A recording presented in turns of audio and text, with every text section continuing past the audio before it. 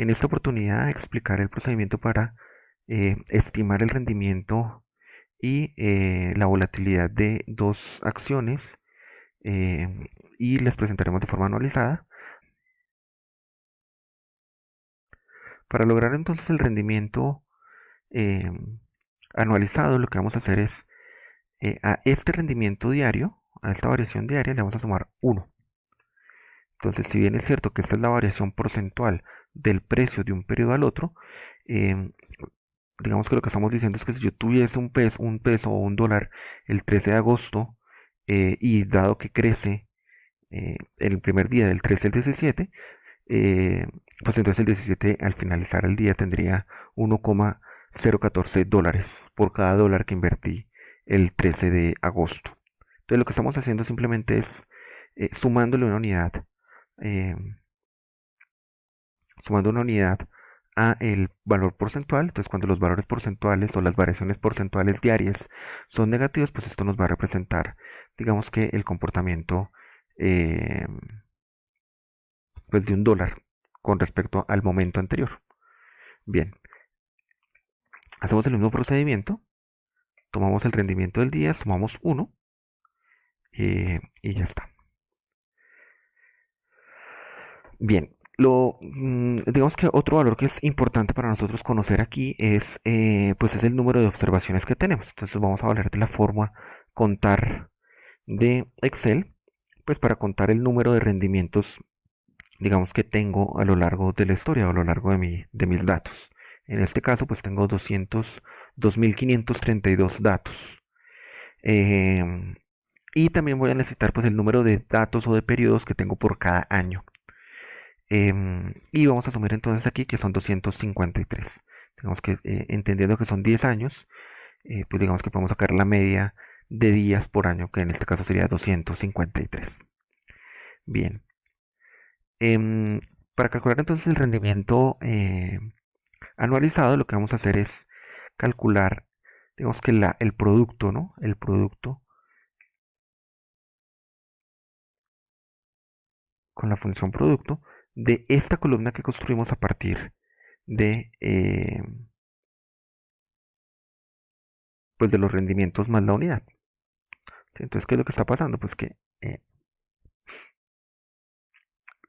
esta forma lo que me permite es acumular el rendimiento de los últimos 10 años, ¿no? Y entonces, si yo hubiese invertido un dólar el 13 de agosto del 2010 en Adidas, a el cierre del 13 de agosto del 2020, ese dólar hubiera crecido hasta 6,31 dólares. Si hacemos lo mismo con Merck, entonces lo que vamos a encontrar es que por cada dólar que yo hubiera invertido el 13 de agosto del 2010 y lo hubiera dejado crecer, digamos que flotar a lo largo del tiempo en esa inversión, como propietario de la acción de Merck, pues al cierre del 13 de agosto del 2020, eh, ese dólar se hubiera convertido en 3 dólares con 34. De entrada ya estamos viendo que pues Adidas en los últimos 10 años pues muestra un mejor rendimiento, un mejor desempeño de, pues de la inversión a lo largo de los 10 años. ¿Sí? Entonces es más rentable eh, Adidas que Merck. Digamos que para complementar el análisis de rendimientos es necesario calcular las desviaciones estándar. Esto lo vamos a hacer con la función desvesp. Eh, vamos a asumir aquí siempre la desviación poblacional, digamos que para facilitar la comprensión. Y lo que vamos a decir en últimas es que, digamos que la desviación estándar o el factor de dispersión o la medida de dispersión que muestra cada una de las acciones, en este caso Adidas, es de 1,73. Y para eh, Merck, pues entonces pues corresponde a 1,47. Entonces, recuerden que la medida de la desviación estándar es una medida de riesgo. Al medir qué tanto se alejan los valores del promedio, pues puedo hacerme una idea de cuál activo o cuál acción es más riesgosa que otra. En este orden de ideas, pues Adidas efectivamente es más rentable, pero de igual forma, eh, pues también es más riesgosa.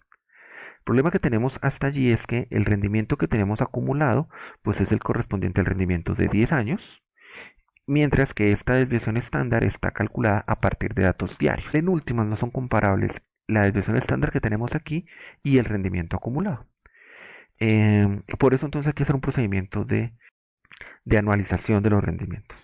Entonces, para calcular este rendimiento anualizado, lo que vamos a hacer es pues estimar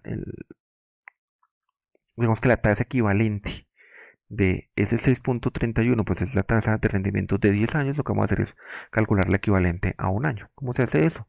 Pues vamos a tomar este rendimiento analizado y lo vamos a elevar a el número de periodos por año, 253, dividido pues el total de las observaciones, 2532. A ese valor le vamos a restar la unidad. ¿Cuál unidad le estamos restando? Pues la que multiplicamos en esta columna, ¿no? De esa forma, lo que vamos a decir es que el rendimiento analizado de Adidas es de 20%, de 20.22%. ¿Qué significa? O que, ¿cómo lo leemos? Que en promedio, los últimos 10 años, Adidas ha rentado al 20% anual. ¿Cuánto será el rendimiento anual promedio de Merck? Pues entonces hacemos lo mismo. Tomamos el valor del rendimiento acumulado, lo elevamos a la potencia de 253 dividido el número de observaciones 2532 y a ese resultado le restamos la unidad. Entonces aquí está. En promedio, Adidas ha rentado al 20%, mientras que Merck en promedio ha restado al 12% anual.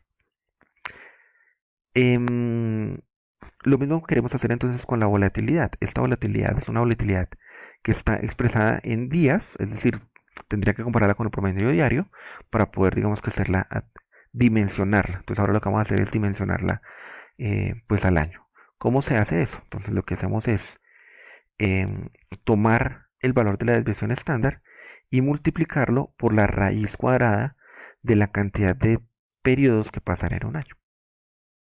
En este caso, pues 253.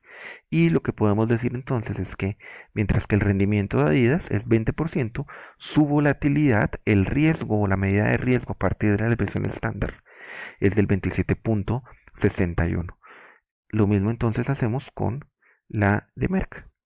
Tomamos la desviación estándar y multiplicamos por la raíz del número de periodos, 253. Entonces, lo que estamos diciendo aquí es que la volatilidad analizada de Adidas es del 27% y la de Merck es de 23%. Su lectura sigue siendo, digamos que en términos de riesgo, Adidas es una empresa más riesgosa, más rentable o ha sido más rentable en los últimos 10 años, pero también ha sido más riesgosa, mientras que Merck ha sido un poco menos rentable y luego ha sido un poco menos riesgosa.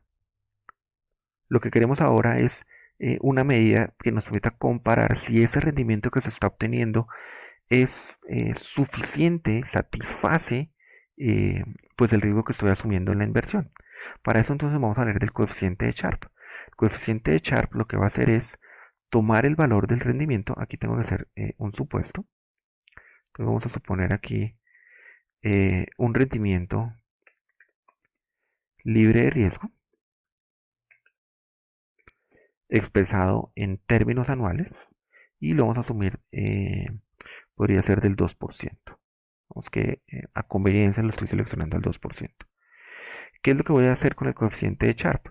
Pues simplemente tomarle el rendimiento promedio anualizado de la acción, restarle ese rendimiento libre de riesgo, lo restamos básicamente porque asumimos que ya debe estar incluido dentro del rendimiento anualizado y que todo este riesgo que yo asumo lo asumo es por la prima de riesgo, eh, pues digamos que frente a la inversión que estoy haciendo.